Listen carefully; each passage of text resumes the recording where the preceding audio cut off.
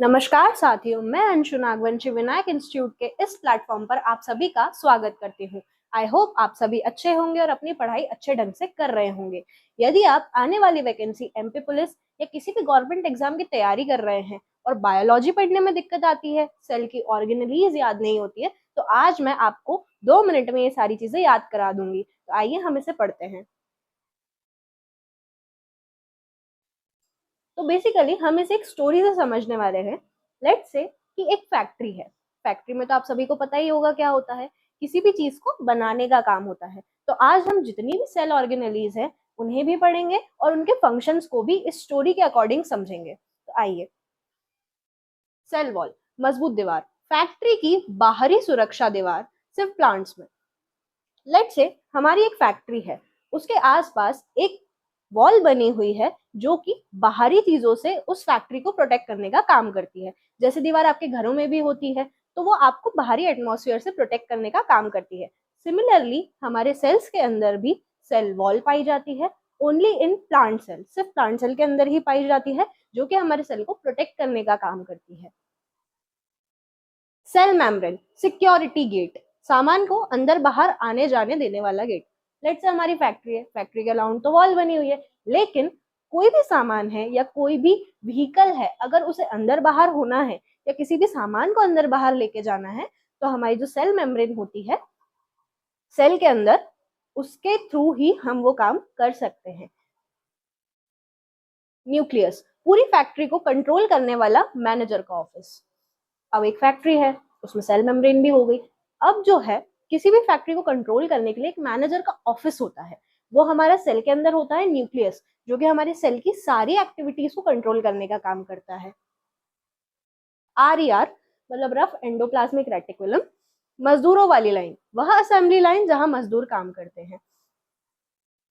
यहाँ पे मजदूरों से मतलब है राइबोसोम्स। राइबोसोम्स प्रोटीन बनाने का काम करते हैं। रफ एंडोप्लाज्मिक रेटिकुलम के ऊपर जनरली राइबोसोम्स चिपके हुए रहते हैं और ये प्रोटीन बनाने का काम करते हैं। दैट्स वाई हमने इसे मजदूरों वाली लाइन से डेडिकेट किया है।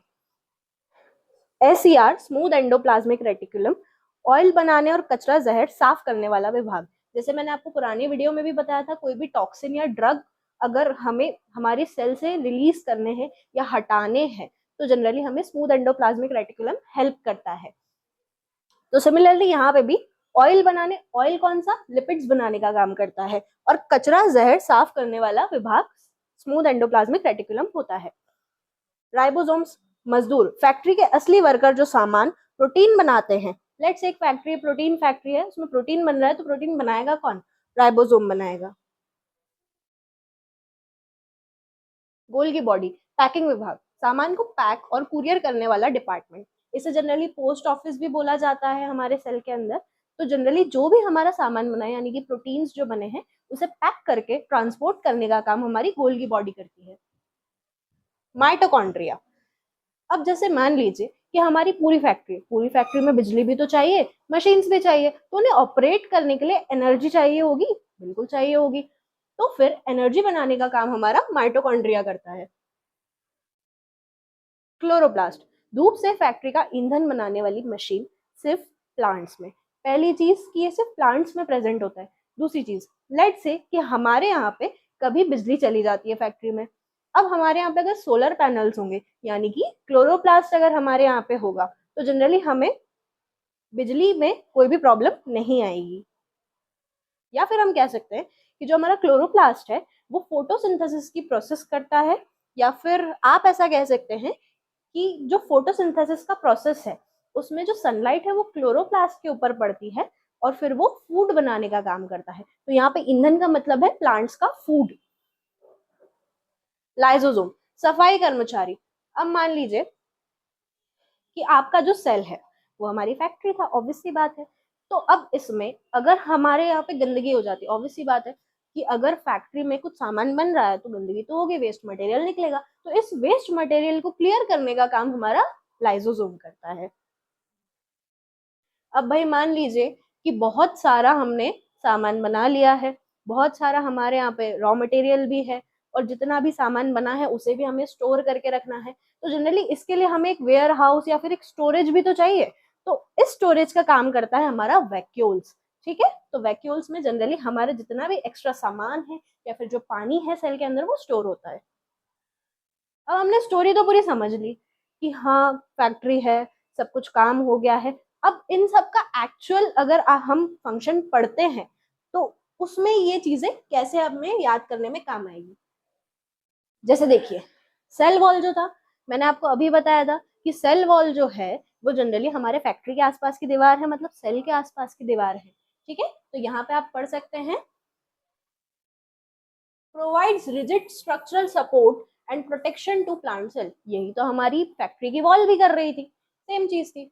Cell membrane regulates the entry and exit of the substance. Cell membrane मैंने आपको बताया था कि सिक्योरिटी गार्ड, सिंपल सी बात है। ठीक है, सिक्योरिटी गार्ड या सिक्योरिटी गेट हम बोल सकते हैं। तो सेल मेम्ब्रेन का काम होता है regulate the entry and exit of substance. किसी भी सब्सटेंस की एंट्री और एग्जिट को वो रेगुलेट करने का काम करता है।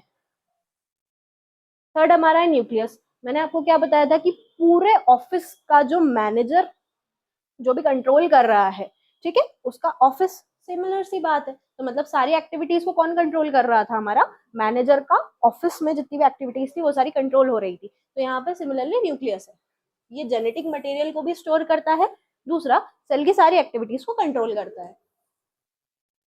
रफ एंडोप्लाज्मिक रेटिकुलम, मैंने आपको अभी बताया था कि जो हमारा रफ एंडोप्लाज्मिक रेटिकुलम होता है उसके ऊपर राइबोसोम चिपके रहते हैं। राइबोसोम का काम होता है प्रोटीन बनाना।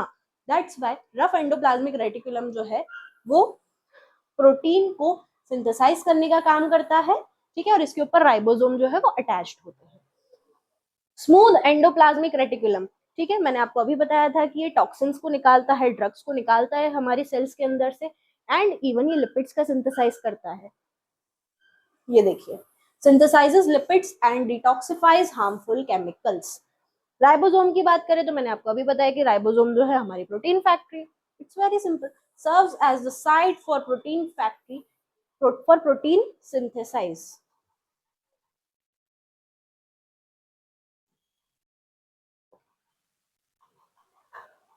गोल्गी बॉडी, मैंने आपको बताया था पैकेट्स बनाते हैं, ट्रांसपोर्ट करने का काम करते हैं, कौन कर रहा है, गोल्गी बॉडी कर रही है।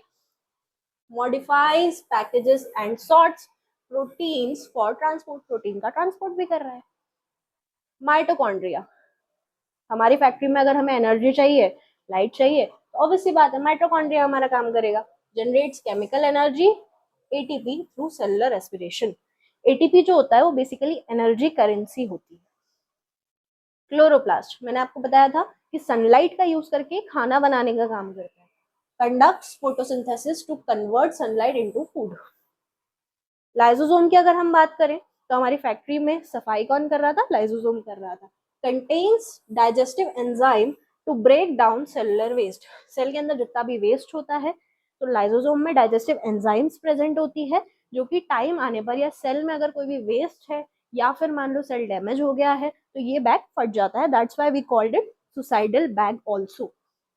वैक्यूल्स, मैंने आपको बताया था वेयर हाउस या स्टोरेज हाउस फैक्ट्री के अंदर। तो ये क्या करता है, ये वाटर को स्टोर करने का काम करता है, न्यूट्रिएंट्स को स्टोर करता है, और वेस्ट मटेरियल, बहुत सारे वेस्ट मटेरियल ऐसे होते हैं जो कि हमारी बॉडी में काम के भी होते हैं। आने वाले वीडियोस में हम उसकी भी बात करेंगे। अब यहाँ आप देख सकते हैं ये हमारा प्लांट सेल का डायग्राम है और ये हमारा एनिमल सेल का डायग्राम है। आपको इसमें इजीली सब कुछ देखने को मिलेगा, सारे जितने भी सेल ऑर्गेनेलीज हैं सब प्रॉपर लगे हुए हैं। कुछ कुछ है जो इसमें नहीं है, बट उन्हें आपको याद करने की नीड नहीं है, जितने आते हैं जितने इंपॉर्टेंट है वो सारे आपको एक्सप्लेन कर दिए हैं। अगर आपको हमारी ये वीडियो पसंद आई हो और अगर आप ऐसी ही वीडियोस देखना चाहते हैं, ऐसी अच्छी अच्छी ट्रिक्स देखना चाहते हैं जिससे आपको सीखने में हेल्प मिले, तो आप इस चैनल को ज़्यादा से ज़्यादा सब्सक्राइब करें और इस वीडियो को ज़्यादा से ज़्यादा लाइक एंड शेयर करें। Thank you.